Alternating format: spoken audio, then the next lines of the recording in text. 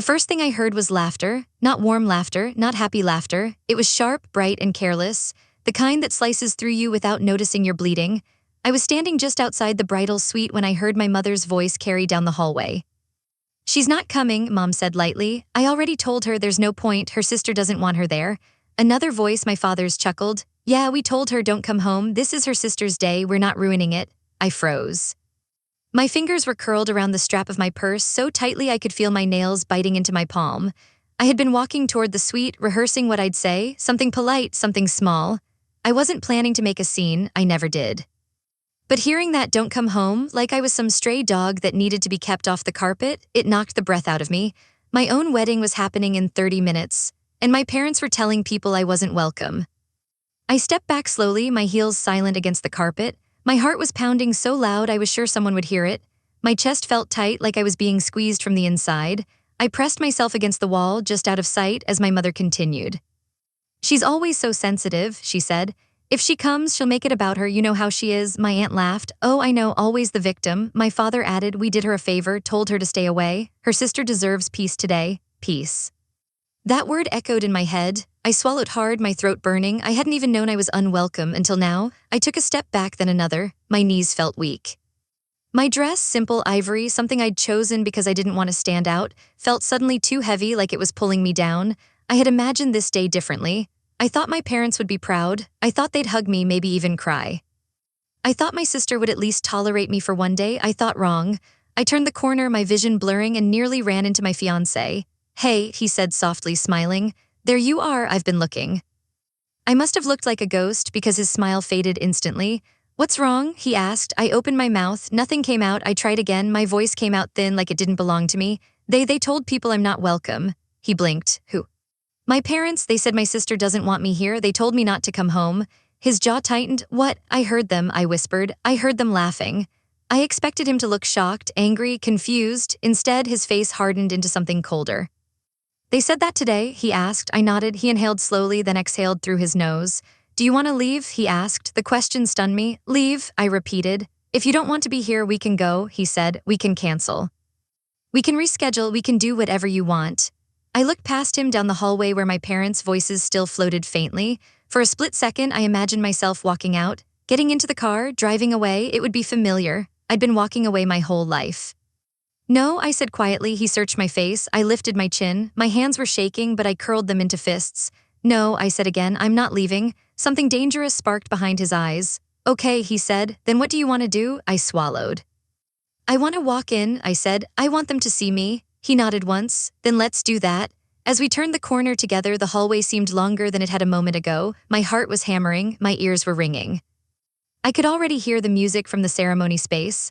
Soft piano, gentle, peaceful, what a lie. When we reached the entrance, I saw my parents first. My mother was adjusting her necklace, smiling as she spoke to my sister, my older sister, the one everyone loved.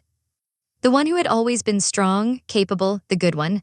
My sister stood there in her bridesmaid dress, glowing, confident, completely at ease. She was laughing. My mother noticed me first. Her smile faltered for half a second, just half. Then it snapped back into place like nothing had happened. "Oh," she said, "you're here, not hi, not you look beautiful, just you're here." My sister turned, her smile vanished. "What are you doing here?" she asked. Every eye nearby flicked toward us. My heart dropped into my stomach. "I'm getting married," I said. A few people chuckled awkwardly. My sister rolled her eyes. "Don't be dramatic, you know what I mean." My mother touched her arm gently. "Sweetheart, let's not." "No," my sister said. "She does this on purpose, she always has." She looked at me, her lips curling. "I told them I didn't want you here," she said. "Why would you come anyway?" The words hit me like a slap. My father cleared his throat. Now, no," my sister repeated. "This is my day, not hers." My hands were trembling. I could feel heat rising in my face, in my chest, in my ears. People were staring. Whispers rippled outward. I felt small, like I always had. "I didn't know," I said. "No one told me," my mother sighed. "We assumed you'd understand." "Understand what?" I asked. "That this wasn't about you," my sister snapped. I laughed. I didn't mean to. It just slipped out, a soft, broken sound. "That's funny," I said. They all looked at me. "Because nothing has ever been about me," I said quietly. My sister scoffed. "Here we go," my father rubbed his forehead. "Can we not do this right now?" I looked at him. "You told people not to let me come home," I said. His eyes flicked away. My mother smiled tightly. "You're twisting it." "I heard you," I said. "I heard you laughing." Silence. My sister folded her arms. "So what? It's true, you always ruin things." My chest burned. "I ruin things?" I asked. Yes, she said, you make everything uncomfortable, you make people feel bad, you always play the victim. People were watching now, not pretending not to. My mother leaned in. Honey, you're being emotional. That word, emotional, it had always been their favorite. My fiancé stepped forward. That's enough, he said. My sister laughed. Oh, please, you don't know her like we do. I looked at my parents, waiting. They didn't defend me, not once, not even now. Something inside me cracked, not shattered, cracked like a fault line opening. Okay, I said. They all blinked. Okay, I repeated. If you don't want me here, then fine. My mother's shoulders relaxed. My sister smirked. I turned. I started walking. My fiancé followed. I could hear whispers behind me, feel their eyes, but I didn't stop. I didn't cry, not yet. We reached the exit doors. I put my hand on the handle, and then my mother's voice followed me. Don't come back, she said. Not today, don't make this harder. I paused, my hand tightened, I didn't turn around. I won't, I said, and I meant more than she realized. I walked out of that building feeling like I had just been erased, but I had no idea. That was only the beginning. The parking lot was almost empty. A few cars sat scattered under the pale afternoon sky, their windshields reflecting light like indifferent eyes. I stood there for a moment, my hand still gripping my purse strap, my wedding dress brushing against my knees as if it didn't know where it was supposed to be. I had walked out of my own wedding, not because I didn't want to marry the man beside me, but because my family had decided I didn't deserve to exist in the room. My fiancé, Ethan, didn't say anything at first. He just unlocked the car and opened the door for me. I slid inside, my movements stiff, mechanical. Once he was behind the wheel, he didn't start the engine right away. He looked at me. Do you want to talk? He asked. I shook my head, then I nodded. I don't know, I whispered. My chest felt hollow, like something had been scooped out. I don't understand, I said. I didn't do anything. Ethan's jaw clenched. They humiliated you. I let out a shaky breath. They always do. That was the moment he realized, not just this, not just today, always. We drove in silence for a while. I watched the buildings blur past, my reflection ghosting over the glass, a bride going nowhere. My phone buzzed once, then again. I didn't look, then it rang. My mother's name flashed on the screen. I stared at it. Ethan glanced over. Do you want me to answer? I shook my head. No, it rang until it stopped, then a message came through, then another. My phone felt heavy in my hand. I finally unlocked it. Mom, you embarrassed your sister. Mom, you made a scene. Mom, everyone is asking questions now. Mom, why do you always do this? I laughed, a bitter, broken sound. What? Ethan asked. They're mad at me, I said. Of course they are, he said. That's what abusers do. That word hit me. Abusers. He didn't hesitate. Yes, I stared at him. No, I said, they're just like that. He pulled the car to the side of the road, turned to face me. They told you not to come home on your wedding day. I swallowed. They said you ruined things. I looked down. They let your sister publicly humiliate you. My hands trembled. They didn't defend you. Tears filled my eyes. They blamed you for reacting. One tear escaped. That's abuse, he said. I shook my head weakly. You don't know them like I do. You don't know them like I do, he replied. I've watched them break you for years. I wiped my face. I'm just tired, I whispered. He softened. I know. He pulled back onto the road. We didn't go home. We went to a small hotel near the edge of town, a place with neutral walls and quiet hallways, a place that felt like nowhere. In the room, I sat on the edge of the bed while Ethan went to get water from the vending machine. I finally checked the rest of my messages. Dad, you should apologize to your sister. Dad, you caused unnecessary drama. Dad, we raised you better than this. My sister, you always do this. My sister, you're selfish. My sister, I can't believe you tried to steal attention from me. My hands were shaking now. Steal attention by existing, I typed. Then deleted, typed again, deleted again. What could I even say? Sorry for being unwanted. Sorry for breathing. Ethan came back and handed me a bottle. I drank without tasting. I don't think I can do this anymore, I said. Do what? Chase them, I whispered. Beg them, try to earn basic decency. He sat beside me. You don't have to. I closed my eyes. I wanted to believe him. I wanted to believe I had a choice, but my whole life I hadn't. From the time I was little, my sister had been the sun. I was the shadow. She got praise. I got correction. She got protection. I got lectures. If she cried, it was a tragedy. If I cried, it was manipulation. When she succeeded, it was natural. When I succeeded, it was luck. If we fought, it was my fault, always because I was sensitive, because I took things the wrong way, because I made everything heavy. And they had taught me to accept that. They had trained me to. My phone buzzed again, a new message from an unknown number. I frowned. I opened it. Unknown, are you okay? I blinked, then another. Unknown, I heard what happened. I stared, then I realized my aunt. She had changed her number recently. I typed, Me, who is this? Unknown, it's Aunt Carol. My stomach twisted. Me, how did you get my number? Aunt Carol, your cousin gave it to me. I didn't want to ask your parents. That stung. Me, I'm fine. I was. Aunt Carol, I saw everything. My fingers froze. Aunt Carol, they were cruel. I swallowed. Me, it's not new. 3 dots appeared, then disappeared, then appeared again. Aunt Carol, I know, my heart skipped. Aunt Carol, I've known for a long time, my chest tightened. Me known what? There was a pause, a long one. Then, Aunt Carol, that you're not treated the same. Tears slid down my face. I hadn't even known I wanted someone to say that. Me, it's not a big deal. Aunt Carol, it is. Me, I'm used to it. Aunt Carol, that doesn't make it okay. I stared at the screen. My hands shook. Me, why are you telling me this, Aunt Carol? Because I'm tired of watching it. My breath caught. Me watching what? Another pause. Then Aunt Carol, them rewriting history. My heart thudded. Me, what do you mean, Aunt Carol? They're already telling people you stormed out, that you were unstable, that you were jealous of your sister? My stomach dropped. Ethan noticed my face. What? They're lying, I whispered. Of course they are, he said. Aunt Carol, they're saying they begged you to stay. My vision blurred. They're always doing this, I said. Ethan clenched his fists. Aunt Carol, I have something. My fingers hovered. Me, what? Aunt Carol, proof. My heart slammed into my ribs. Me, of what? Aunt Carol, of what they've been doing to you. My breath stopped. Me, what kind of proof? Another long pause. Then Aunt Carol, messages, emails, voicemails, things they've said about you when they thought you wouldn't see. My hands were trembling violently now. Me, why do you have those?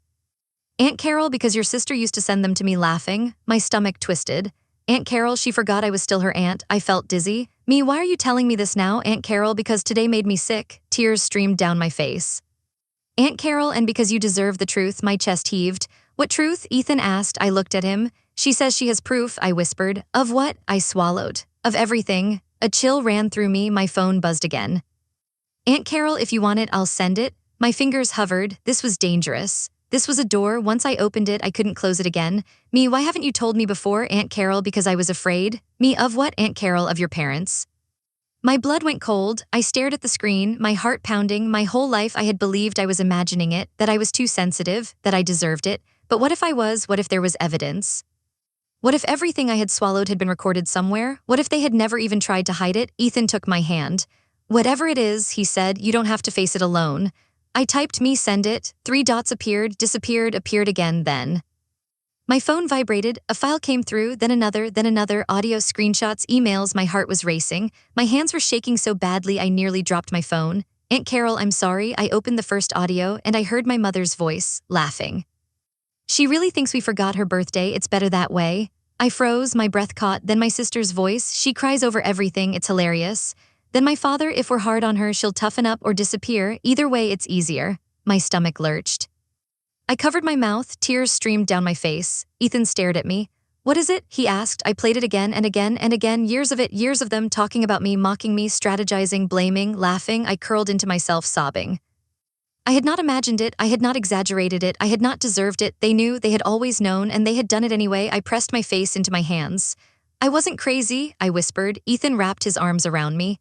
No, he said, you were. My phone buzzed again, a new message from my sister. Sister, you ruined everything. Sister, don't ever come back. I stared at the words, my tears slowed. Something cold slid into my chest, something heavy, something sharp.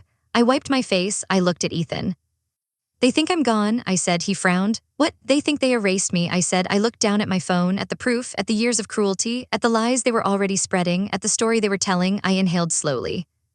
And for the first time in my life, I didn't want to disappear. I wanted them to face me, and I finally had a way. I didn't sleep that night, not really. I lay on the stiff hotel mattress, staring at the ceiling, replaying the voices in my head. My mother laughing, my sister mocking, my father's cold indifference. I kept hearing it over and over like my brain was trying to burn it into me so I would never forget again. Ethan slept beside me, one arm draped protectively over my waist. His breathing was slow, steady. I envied him. Every time I closed my eyes, a new memory surfaced, moments I had once dismissed, minimized, blamed myself for. Suddenly they made sense. The forgotten birthdays, the accidental exclusions, the family dinners I found out about after they happened, the jokes at my expense. The way my sister could scream at me, but if I raised my voice even slightly, I was out of control. I had spent my entire life trying to be smaller, quieter, easier, and it had never been enough. At 4:17 a.m., I picked up my phone. I opened the folder Aunt Carol had sent. Dozens of files, dates stretching back years. I tapped one, an email from my sister to my aunt. Subject, she's so annoying. She cried again today over nothing. Mom says we just have to ignore her until she learns. I swallowed. Another. Audio, my mother's voice clear as day. If we keep telling her she's dramatic, she'll stop talking about it. Another, my father, she needs to learn her place. My hands were shaking, not with fear, with something else, something darker. I sat up, I scrolled. Screenshots of family group chats I wasn't in, jokes about me, comments about how I owed them, about how I was lucky they tolerated me. One message made my stomach drop. Sister, if she shows up to my wedding, I swear I'll lose it. Mom, don't worry. We won't let her ruin it. Dated 3 weeks ago, my throat tightened. They had planned it. I closed my eyes. A wave of nausea hit me. They hadn't reacted in the moment. They had decided. I set the phone down, my chest heaving. For a long time, I just sat there breathing. Then Ethan stirred. He blinked, looking at me. You're awake, he murmured. I nodded. I think I'm done, I said. With what? With pretending, I whispered. He sat up, fully alert now. What does that mean? I picked up my phone and handed it to him. I have proof, I said. Years of it. He scrolled, his jaw tightening with every second. This is sick, he said. I know. He looked at me. What do you want to do? I stared at the wall. For years, my answer would have been simple: disappear, apologize, shrink, but that answer felt wrong now. They're already telling people a story, I said. A story where I'm unstable, dramatic, jealous. They always do, he said. And people believe them, I said. He didn't deny it. I don't want to disappear this time, I said. He studied me. What do you want? I swallowed. I want the truth out, I said. He nodded slowly. How? I don't know yet, I admitted, but I'm done protecting them. He took my hand. I'm with you. My phone buzzed. Another message. Mom, you owe your sister an apology. Mom, you humiliated us. Mom, don't make this worse. I stared at the screen. They don't even feel bad, I whispered. They won't, Ethan said. Something in me hardened. For the first time, I didn't feel like crying. I felt clear. They think they control the narratives, I said. Ethan tilted his head. But they don't, I continued. Not anymore. I opened my camera roll. There were pictures from the wedding. Guests had taken them before everything went wrong. My sister smiling, my parents posing, all of them looking perfect. Respected, loved. I could already imagine what they were telling people, that I was unstable, that I overreacted, that I stormed out. I opened my social media. My finger hovered over the post button. Ethan didn't stop me, he just watched. What are you thinking? He asked. They've been telling stories about me my whole life, I said. I've never told mine. My heart pounded. I selected a photo, one from outside the venue. Me in my wedding dress, standing alone, the doors behind me. I had asked Ethan to take it while I waited for him to get the car. I typed, deleted, typed again, deleted again. Finally, I wrote. Today, I walked out of my own wedding because my family told me I wasn't welcome. They said my sister didn't want me there. I heard them laughing about it. I didn't make a scene. I didn't yell. I just left. I paused. My hands were shaking. I continued. I've been told my whole life that I'm too sensitive, that I ruin things, that I should be grateful for whatever scraps of kindness I get. I swallowed. I believed them for years. My chest tightened. I don't anymore. Ethan squeezed my hand. I added. If you're hearing a different story about what happened today, I want you to know this is mine. I stared at the screen. One tap, one decision. Once it was out there, I couldn't take it back. Are you sure? Ethan asked softly. I thought about my sister's smirk. My mother's smile, my father's silence. I am, I said, and I hit post. My heart hammered. We sat there in silence. Then my phone buzzed, a notification, then another, then another. I didn't look at first. I was scared. What if no one believes me? I whispered. They will, Ethan said. But what if? My phone buzzed again. Relentlessly, I finally looked. Comments, messages, from people I hadn't talked to in years, from cousins, from old classmates, from coworkers. Is this true? I'm so sorry. I always wondered why they treated you differently. Your sister has always been mean. This makes so much sense. My breath caught. Then a message from my aunt. Aunt Carol, I'm proud of you. I burst into tears, not the quiet kind, the ugly, shaking kind. Ethan pulled me into his arms. They're responding, I sobbed. Good, he said. Then my phone rang. My mother. I stared at the screen. My heart was racing. I declined. It rang again. I declined. Then my father declined. Then my sister declined. They started texting.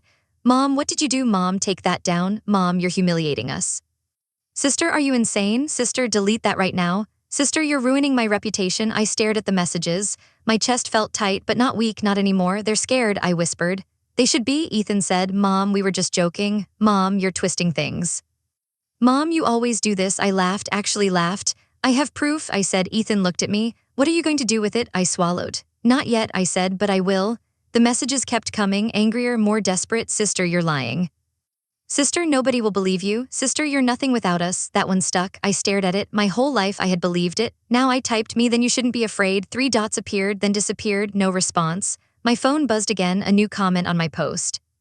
From someone I barely knew. My cousin dated your sister once. She was cruel to him. I believe you. My throat tightened. More comments, more messages, people sharing their own stories, people validating mine. It was overwhelming. My mother called again. I didn't answer. Then I got a text from an unknown number. Unknown, this is your grandmother. Call me. My stomach dropped. My grandmother, she had always been quiet, always neutral, always out of it. I hesitated, then answered. Hello, I said. Her voice was shaky.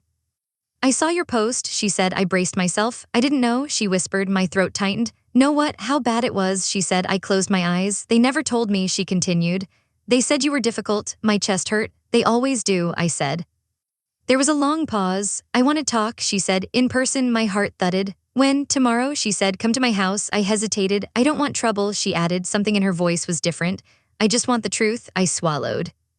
Okay, I said. When I hung up, Ethan looked at me.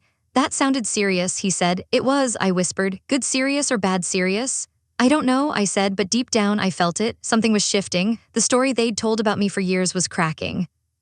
And I hadn't even shown the proof yet. They thought I had just embarrassed them. They didn't know what I was capable of, not yet. My grandmother's house smelled like lavender and old books. It always had. When I was little, I used to think it smelled like safety.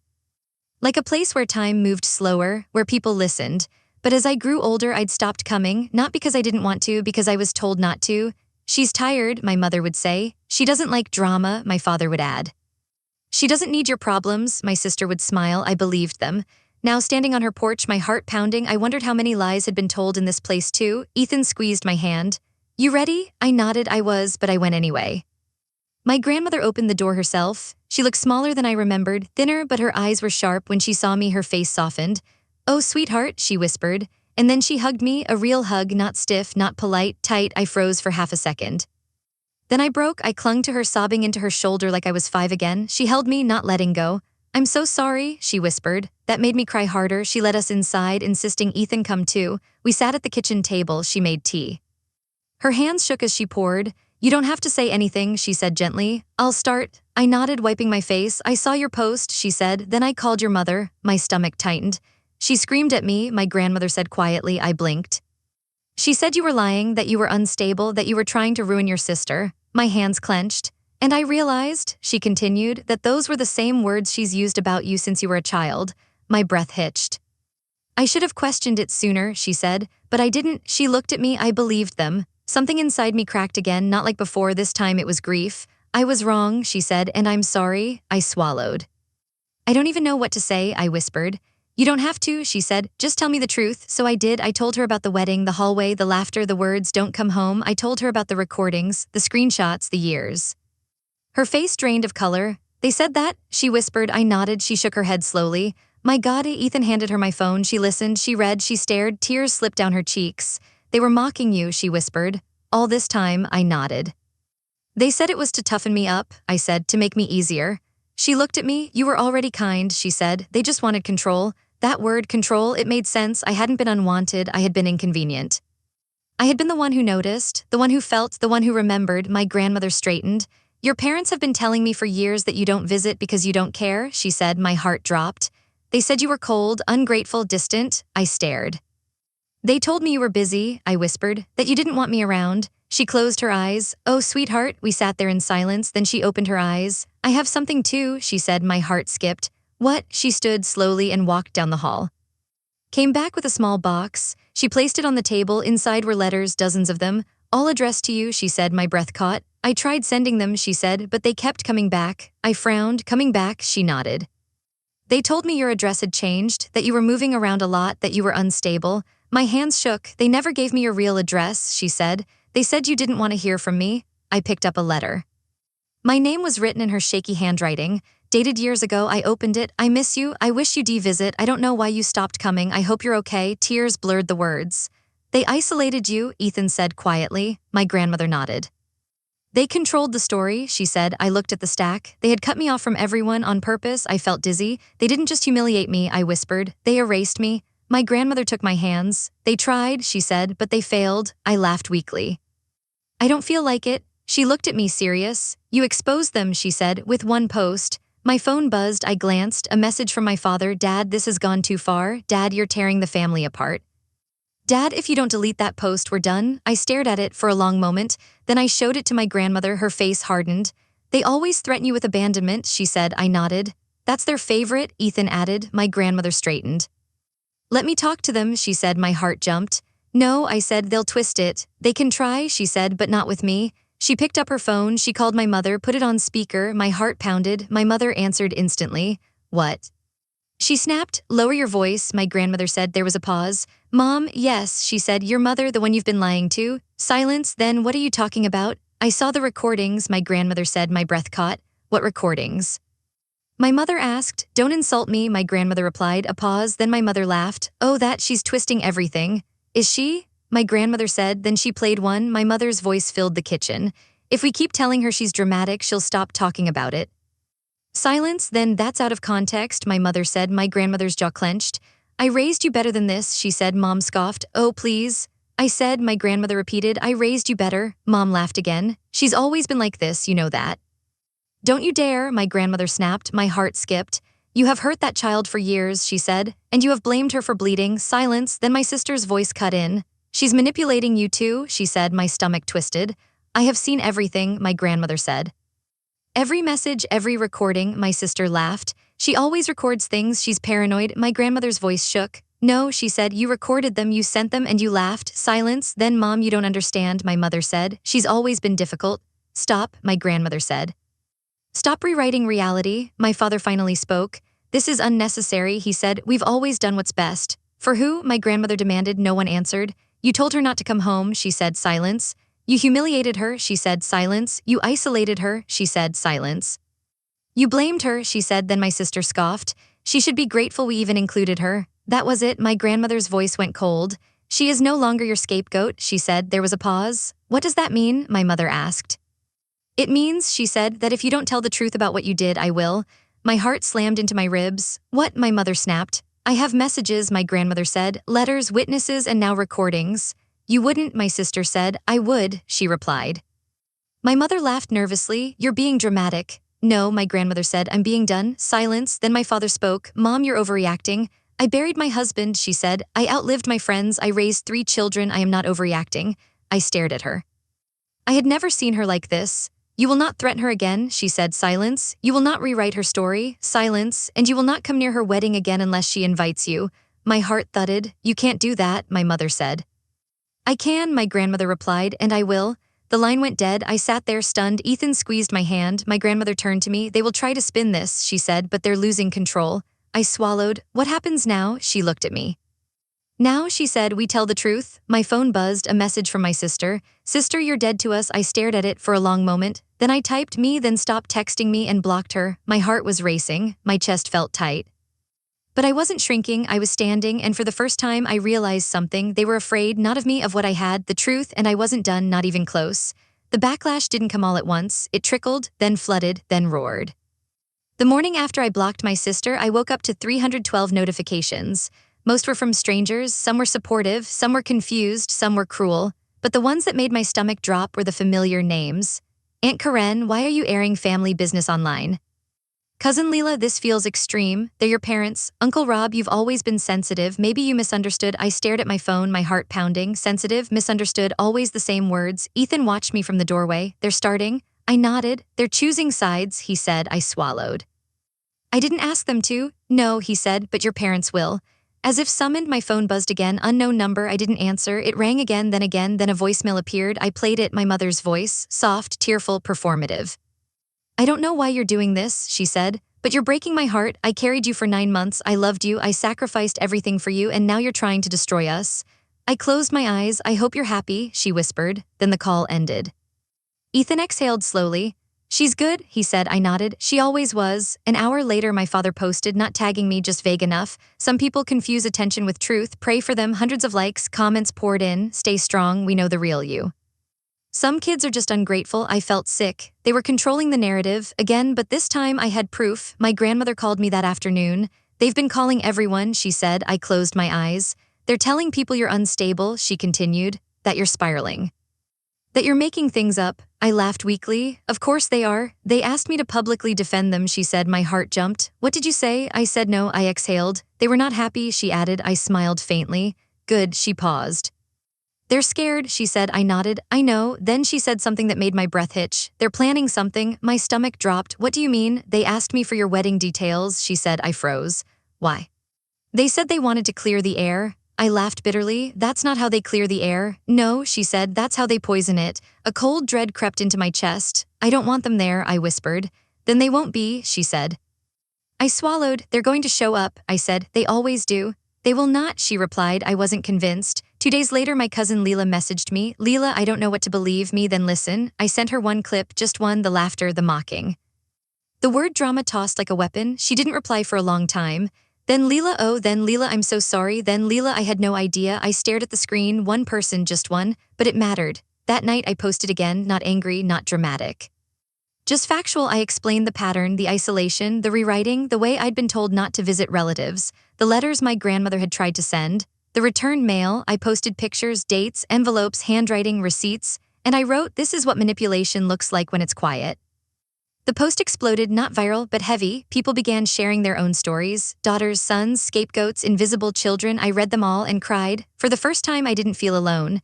Then came the message that made my blood run cold from my sister, a new account. Sister, you think you're winning? Sister, wait until your wedding. My heart slammed into my ribs. I showed Ethan, his jaw tightened. They're going to try something, he said. I nodded. I know. 2 days later, my venue called. Hi, the coordinator said brightly. We just wanted to confirm a change request. My stomach dropped. What change? Your mother called and said you wanted to remove the floral arch and downgrade the catering. My hands went numb. What? I whispered. She said you were over budget, the coordinator continued. She sounded very concerned. I felt dizzy. That wasn't me, I said. She's not involved. There was a pause. Oh, the coordinator said. I swallowed. Did you change anything? No, she said. We don't make changes without written authorization, but I wanted to check. Thank you, I said, my voice shaking. When I hung up, I burst into tears. They're trying to sabotage it, I sobbed. Ethan held me. They won't, he said. How do you know? I whispered. Because now we're ready. That night we locked everything, passwords, codes, vendors, security. We sent out a message. Only invited guests would be admitted, no exceptions, no explanations. My grandmother hired private security. I felt ridiculous and terrified. Then something worse happened. My father emailed my workplace. I found out when my manager called me into her office. She looked uncomfortable. We received a concerning message about you, she said. My stomach dropped. What kind of message? She hesitated. It suggested you're emotionally unstable, that you fabricate situations, that you might cause drama at work. I felt like I'd been punched. From who? I whispered. She told me his name. I closed my eyes. He's my father, I said. Her eyes widened. I didn't believe it, she said quickly. I just wanted to let you know. I nodded. My hands were shaking. They weren't just trying to humiliate me. They were trying to ruin me, piece by piece. That night I posted one more thing, not emotional, not long, just this. If anyone contacts my employer, vendors, or guests pretending to be me, that is not me. That is harassment. Then I added a screenshot, my father's email. Name visible, signature visible. I watched the comments roll in, shock, anger, disgust, people tagging him, asking questions, demanding answers. He deleted his account an hour later. My mother followed. My sister went private. They were losing control and they hated it. The next morning, I received a message from a woman I didn't recognize. Unknown, I think I know you. My heart skipped. Unknown, I worked at your old school. My chest tightened. Unknown, I remember your parents. Unknown, and I remember something you might want to hear. My fingers hovered over the keyboard. Me, what? There was a pause. Then unknown, they tried to have you evaluated. My breath caught. Me, what do you mean? Unknown, when you were 16, my heart slammed. Unknown, they told the counselor you were lying about things at home. That you were unstable, that you were dramatic. I stared. Unknown, they wanted a diagnosis. My vision blurred.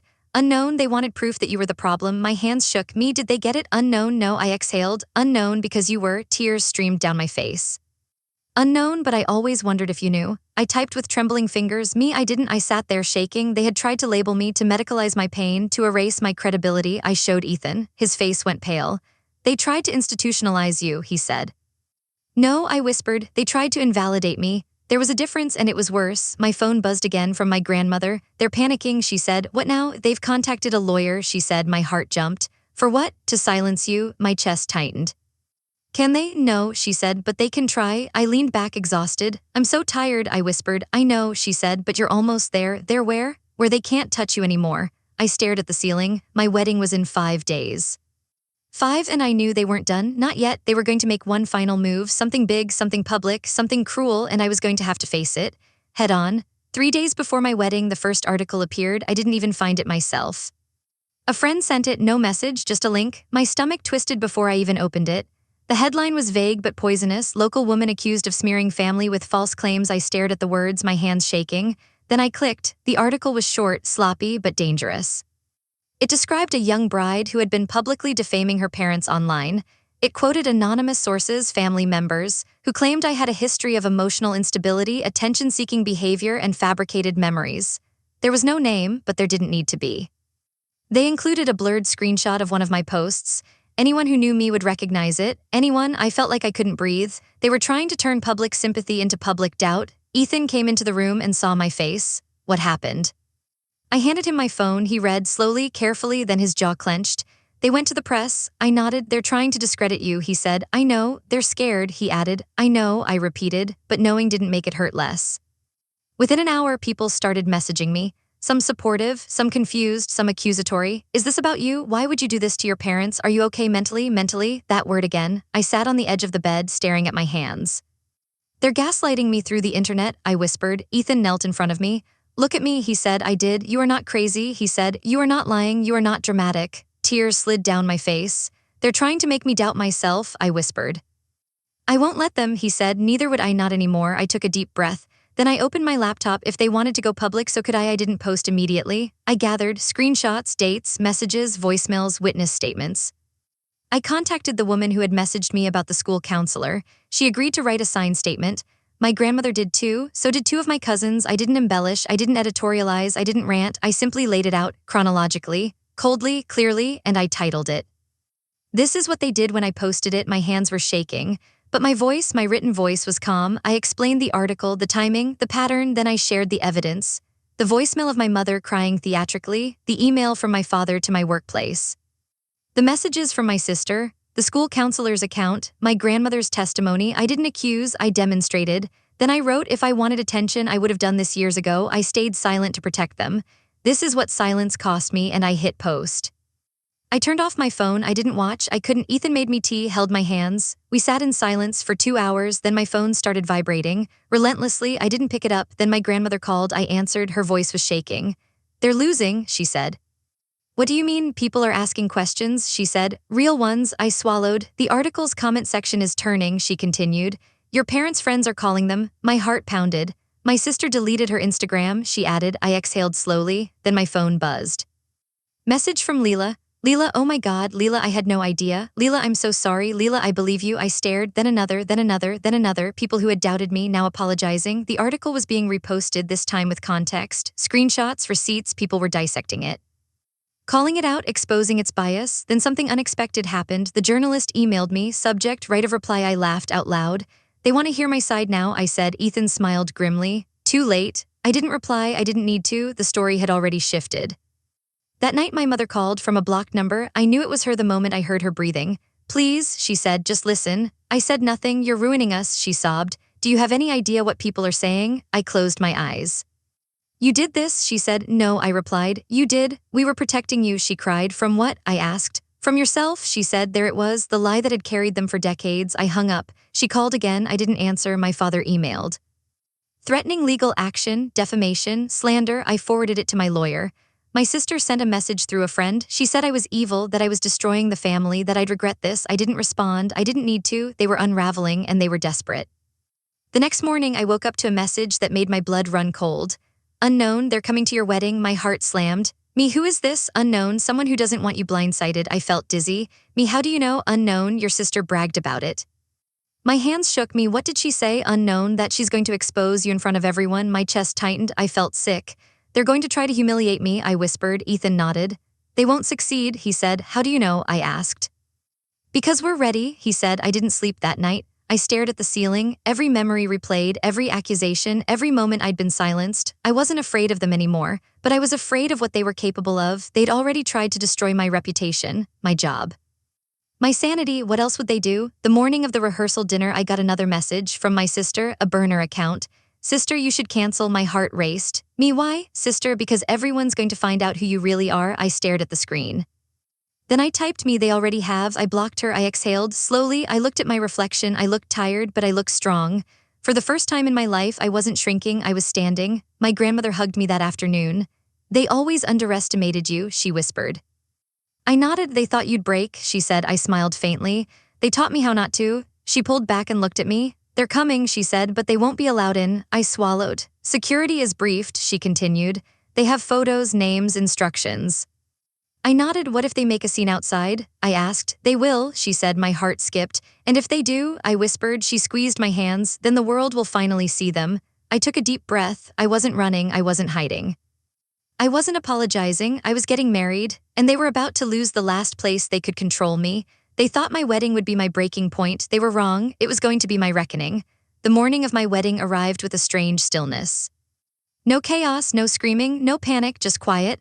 I woke up before my alarm, heart already racing, mind already alert. Today was the day they had chosen to make their final move. I could feel it. Ethan was still asleep beside me, his breathing steady. I watched him for a moment, grounding myself in the reality of him, of us, of why this day mattered. Not them, never them. I slipped out of bed and walked to the window. The sky was pale blue, almost gentle. I laughed quietly. How cruelly peaceful it looked. My phone buzzed. Unknown number. I didn't open it. I already knew. Instead, I messaged my grandmother. Me, are they still planning to show up? Grandma, yes. My stomach clenched. Me, do you know how? Grandma, your sister told someone she's going to tell the truth in front of everyone. I exhaled slowly. Truth, their favorite word. I put my phone down. I refused to let them live in my head on my wedding morning. When my bridesmaids arrived, the room filled with laughter, perfume, clinking coffee cups, the rustle of dresses. But underneath it all, there was a tension. They knew, they'd read everything, they'd seen the posts. They knew my family wasn't coming. They didn't ask, they just stayed close. My maid of honor, Leela, brushed my hair with deliberate gentleness. You okay? She asked. I think so, I said. She met my eyes in the mirror. If anything happens today, she said quietly, you won't face it alone. My throat tightened. I know. Security arrived 2 hours before the ceremony. 2 men and 1 woman, professional, calm, alert. They reviewed photos, names. Likely scenarios. I felt surreal listening to it, my wedding day, and we were discussing potential public meltdowns. My grandmother arrived soon after. She wore deep blue. She hugged me for a long time. They don't get to ruin this, she whispered. I won't let them, I said. She smiled. I know. When it was time to leave for the venue, my hands shook, not from fear, from anticipation, from readiness. I wasn't the scared girl they raised. I was a woman walking into her own life. The venue was beautiful, open, airy, warm, white flowers, soft music. Everything I had chosen, everything they had never touched. Guests began arriving. Friends, coworkers, people who had believed me, people who had apologized, people who had watched the story unfold in real time. Some hugged me too long, some whispered encouragement, some just smiled. I saw respect in their eyes. Not pity, respect. Then I saw them across the parking lot. My chest tightened. My mother, my father, my sister, they stood together like a performance. My mother clutched her purse like a prop. My father's jaw was rigid. My sister was smiling, smiling. I felt my pulse in my ears. They're here, I whispered. Ethan's hand closed around mine. Security sees them, he said. I watched as one of the guards approached them. Calm, firm, my parents gestured, argued. My sister pointed toward the building, toward me, my stomach twisted. My mother began to cry. I recognized it instantly. The way she tilted her head, the way she covered her mouth, the way she made sure people could see her. Security didn't budge. I could see them explaining. My parents raised their voices. My sister stepped forward. She was animated. Dramatic, then she tried to move past them. 2 guards blocked her. She yelled, actually yelled. People turned. Phones came out. My mother collapsed onto a bench, literally collapsed. My father shouted. My sister screamed. And for the first time, they weren't controlling the narrative. They were just noise, ugly. Desperate, exposed, security escorted them away from the entrance, not gently, not roughly, just decisively. They resisted. My sister shrieked. I heard her voice carry. She's lying. She's crazy. She ruined us. People stared. Some filmed, some whispered, some shook their heads. I stood there, watching. My hands were shaking, but I wasn't crying. I wasn't hiding. I wasn't shrinking. I was witnessing, and something inside me felt still, not numb, solid. They're gone, Ethan said. I exhaled slowly. My knees felt weak, but I was still standing. The ceremony began. And for the first time in my life, I wasn't bracing for impact. I was present. I heard every word. I felt every breath. When Ethan said his vows, I cried, not from pain, from relief, from safety, from finally being seen. When I said mine, my voice didn't shake. I didn't apologize. I didn't doubt. I spoke with certainty. I meant every word. When we were pronounced married, the room erupted, clapping, cheering, joy, pure, unfiltered joy. And for a moment, I forgot them. At the reception, people came up to me quietly. Some thanked me. Some told me they'd gone through similar things. Some said they'd believed me from the beginning. One woman whispered, "You're brave." I didn't feel brave. I felt free. Halfway through dinner, my phone buzzed. Blocked number, voicemail. I didn't listen. I deleted it. Then another, deleted. Then another, deleted. They were trying to break in through sound. I refused to hear them, my sister posted. People showed me. I didn't look. They were no longer entitled to my attention. Later, when the music slowed and the lights dimmed, my grandmother took my hands. "I've waited a long time for this day," she said. "For your wedding, for you choosing yourself." I swallowed. "They thought they owned you," she continued. "But you were never theirs." I hugged her hard. When the night ended, when the guests left, when the lights dimmed, when the world grew quiet again, I felt something I had never felt before. Peace. Real peace, not the fragile kind, the earned kind, the kind that comes from standing your ground, from telling the truth. From refusing to bend, Ethan and I sat together, shoes off, exhausted. You did it, he said. So did you, I replied. No, he said, you faced them. I thought about that. I didn't fight, I said. Yes, you did, he replied. You just didn't use their weapons.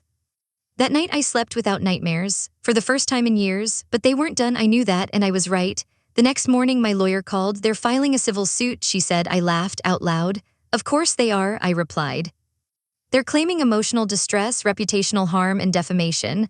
I closed my eyes. Do they have a case? I asked. No, she said, but they're going to try to scare you. I smiled. They're too late. After we hung up, I looked at Ethan. They're suing me, I said. He blinked, then laughed. They're really not learning, are they? No, I said. They think they can still control you, he said. They can't, I replied. And for the first time, I didn't need to convince myself. I knew they had lost me completely. And what comes next would finish it. The lawsuit arrived 2 weeks after the wedding. Not by mail, by courier, thick envelope, heavy paper, overdramatic, exactly their style. I stared at it on the kitchen counter, my name typed in bold across the front like a warning. They really don't know when to stop, Ethan said. No, I replied. They only know how to escalate. I didn't open it immediately. I made coffee, I fed the cat, I answered emails, I let it sit there powerless. Then I opened it, 36 pages, legal language, accusations. Twisted narratives. They claimed I had emotionally abused them by speaking publicly, that I had coerced witnesses, that I had fabricated events to punish them for normal parental discipline. They said my wedding security had traumatized them. They said I was mentally unstable. Again, always, I laughed. Not from humor, from disbelief. They were still using the same lies, different format, same story. My lawyer read it that afternoon. She didn't even blink. This is weak, she said. Are they serious? I asked. No, she replied. They're desperate. What do we do? I asked. We counter, she said. With what? I asked. With the truth, she said. I smiled. We filed a response within 3 days, and then we added something, a motion for a protective order, a request to block them from contacting me, from defaming me, from interfering with my work. From harassing my witnesses, we didn't attack, we documented. They didn't expect that. They expected me to panic, to beg, to backtrack. Instead, I escalated calmly, professionally, legally. My mother left me a voicemail. I didn't listen. My father emailed, threatening. I forwarded it. My sister posted. Vague accusations. Dramatic captions, victim language. People weren't buying it anymore. Not like before. Comments questioned her, asked for proof, asked for context. She deleted them, blocked people, ranted. It was unraveling, and I didn't even have to touch it. The court date was set for 4 months later. Plenty of time for them to make more mistakes, and they did. My father contacted one of my coworkers. My mother called my old therapist. My sister messaged a bridesmaid. We documented every time. I started sleeping better, eating better, laughing more because I wasn't afraid anymore. They couldn't hurt me the way they used to. Their power was gone. I was no longer alone in the room with them. I had witnesses now, lawyers, friends, a husband. Time passed, and something strange happened. People started sharing their own stories under my original post. Hundreds, then thousands. Stories of parents who erased them, of sisters who sabotaged them, of families who labeled them unstable. I didn't plan that, I didn't ask for it, but it happened. And suddenly I wasn't just a person, I was a mirror. They hated that. My mother sent a message through my aunt. She said I had become dangerous. I smiled. I was, just not in the way she meant. 3 weeks before the court hearing, my lawyer called. They want mediation, she said. I laughed. They want to talk now, I asked. They want to control the story again, she said. I exhaled. Do we go? I asked. Only if you want to, she replied. I thought about it long, carefully, then I said yes, not for them, for me. The mediation room was neutral, beige, cold, too many chairs.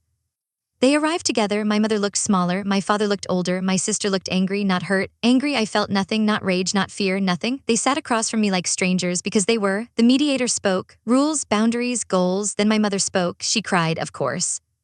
I just want my daughter back, she said. I stared at her. You never had me, I replied. Silence. My father scoffed. My sister rolled her eyes. You destroyed our family, my sister said. No, I replied. I told the truth. You humiliated us, she snapped. You humiliated me for 23 years, I said. My mother sobbed. I didn't react. You're sick, my sister said. I leaned forward. Stop using that word, I said. The mediator shifted. My father spoke. You always exaggerate, he said. I smiled. Then why are you here? I asked. He didn't answer. They wanted me to retract, to apologize, to post a correction, to say I was emotional, confused, misunderstood. I refused. I won't lie to make you comfortable, I said. My sister slammed her hand on the table. You think you won? She said. I did, I replied. My mother gasped. You're cruel, she whispered. No, I said, I'm done. They offered to drop the lawsuit if I deleted my posts, if I signed an NDA, if I stopped speaking. I said no. They offered money. I said no. They offered forgiveness. I laughed. The mediation ended early. They were furious. They thought they could still negotiate my silence. They were wrong. 2 weeks later, my lawyer called again. They've withdrawn the lawsuit, she said. I closed my eyes, exhaled. Why? I asked. They can't win, she replied, and they know it. Are they admitting anything? I asked. No, she said. They're just retreating. That was fine. I didn't need their confession. I had my freedom. The protective order was granted. No contact, no harassment, no defamation. If they broke it, there would be consequences, real ones. I framed the court document, not as a trophy, as a reminder I was no longer defenseless. Weeks passed, then months, and slowly they faded. My mother stopped posting, my father stopped emailing, my sister went private, they became quiet, I became loud, not online. In my life, I laughed. I traveled, I built a home, I stopped flinching when my phone buzzed, I stopped bracing when people asked about my family, I said we're not in contact. And that was enough, but there was one more thing, one last piece, one last confrontation. And it didn't come from them, it came from me. It was a quiet Sunday morning when I decided it was time to face the remnants, time to reclaim every inch of myself they had tried to steal. I didn't call them, I didn't message them. I didn't ask permission, I simply showed up, not at their house, not at a lawyer's office. I went to the family business they owned, an office downtown that had once been the center of my childhood misery. The security desk recognized me immediately. They had my grandmother's authorization, and my name on the protective order didn't scare them. I walked past the reception without hesitation. I entered the small conference room where the final meeting was set to take place. My parents and sister were already there.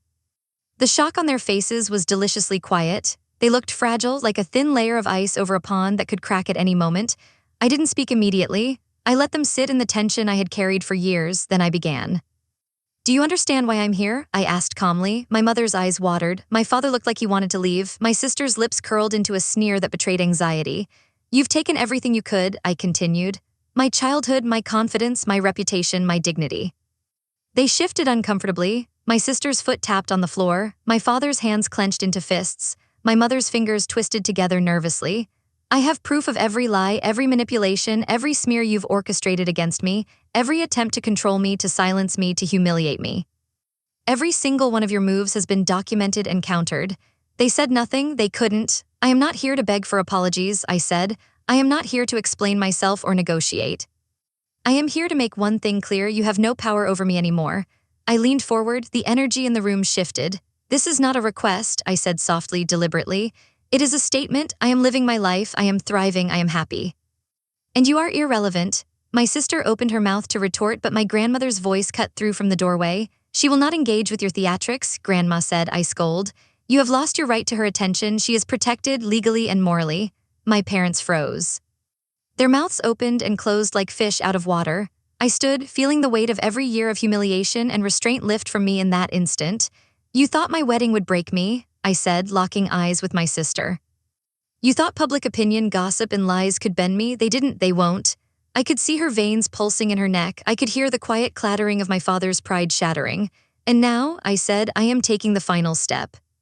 From this day forward, you have no access, no influence, no right to manipulate, threaten, or interfere. This is my life, my choice, my victory. I turned to leave, each step deliberate, echoing in the silence of the room. Behind me, I heard my mother whisper something. I didn't look back, I didn't need to. Whatever she said, whatever threats they tried to muster, the words bounced off the walls of my armor. Outside, the city was alive. The sun shone, life continued, and I walked into it free. I called Ethan as soon as I stepped into the car. They were quiet, I said, my voice shook with triumph. They didn't follow through, they couldn't. They're finished, he said, his tone was calm but proud. You did this. No, I replied, we did this. Weeks later, my lawyer confirmed that the final protective orders and legal agreements were in place. They had no legal recourse left. Attempts to undermine me would trigger immediate consequences, and so they faded, slowly, reluctantly, painfully. I didn't gloat, I didn't need to. My life itself became the proof of victory. I traveled, I rebuilt, I laughed, I created, I thrived, and every time my phone buzzed with a notification, I realized with relief that it wasn't them. Every message, every call, every post reminded me I am untouchable. Not because they fear me, but because I no longer let them exist in my space. Months passed. The scars of the past remained, but they no longer dictated my emotions. I had reclaimed every part of myself that they had tried to take. Then one morning, I looked in the mirror and finally saw the truth. not the frightened girl who once cowered at their words, not the insecure woman who had whispered apologies she didn't mean, not the child who had begged for approval she would never receive. I saw myself fully. And she was untouchable. The final part of this story begins not with fear, not with rage, but with clarity. It had been a year since the wedding, a year since the public fallout, a year since I finally drew the line. Life had changed in ways I had only dreamed of. I had a home filled with laughter, light, and warmth. Ethan and I had built a life that wasn't just about surviving, it was about thriving. The world outside my family's chaos was bigger, brighter, and safer than I could have imagined, and I had earned every bit of it, yet the shadows of the past still lingered, not because of them, but because of the memories they forced on me. I decided it was time for one final reckoning, not with them, but with myself. I gathered all the evidence I had documented over the years, screenshots, emails, voicemails, journal entries, everything. I didn't need it for legal reasons anymore, I needed it for closure. I sorted the files meticulously. Each one was a testament, not of failure, but of survival, and then I did something I had never dared to do before. I wrote a letter. Not to them, not to apologize, not to beg. To me, dear me, it began, you survived them. You survived the humiliation, the manipulation, the lies. You survived the betrayal that should have broken you. You survived when everyone else, including them, expected you to crumble. You are stronger than you knew, braver than you imagined, and finally free. You are deserving of love, respect, and happiness. No one can take this from you unless you allow it, and you never will. This is your life, live it fully. I folded the letter carefully and placed it in a box with the other remnants of my past, photos of their schemes, copies of every false accusation, evidence of every attempt to undermine me, and then I burned it. I watched the smoke curl up toward the ceiling, watched the flames devour every trace of them, not out of vengeance, not out of hatred, out of liberation. It was symbolic, yes, but also profoundly real. When the fire had died, I felt lighter than I had in decades. I stepped outside, breathing in the crisp morning air. Sunlight fell across my face, golden and warm. I closed my eyes and smiled. The world was vast, full of possibilities. Full of people who saw me, who supported me, who believed me, full of life that they could no longer touch.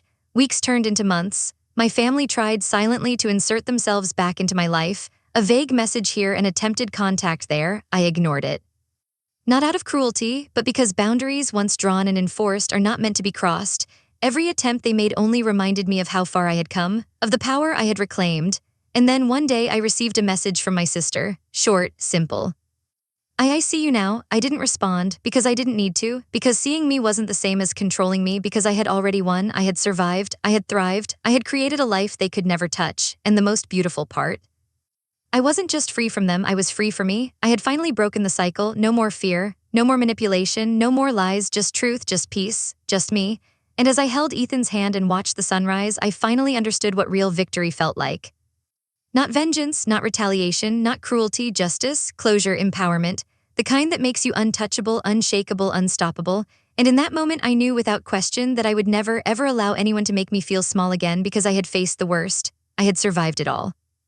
And I had won. The fire had burned, the lies had crumbled, the manipulators had retreated. I was whole. And my life, my real life, was only just beginning.